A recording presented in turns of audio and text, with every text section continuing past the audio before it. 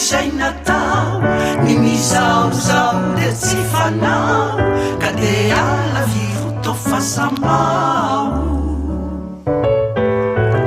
retokana mininy satyanao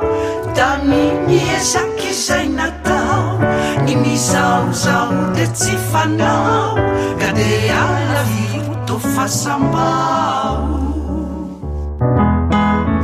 satria miniavona be arena de olona fatrapanandratena kanefa nitoetra ny rajerena akosotra fa tsy mba volamena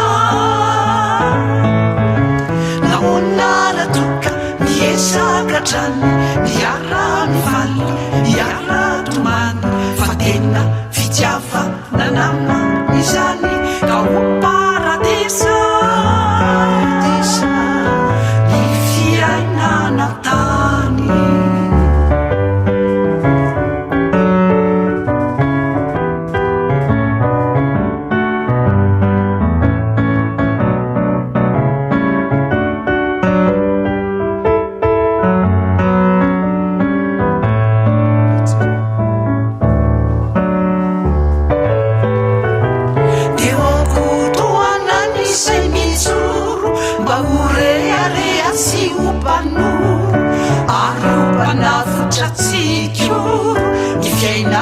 de votra panguru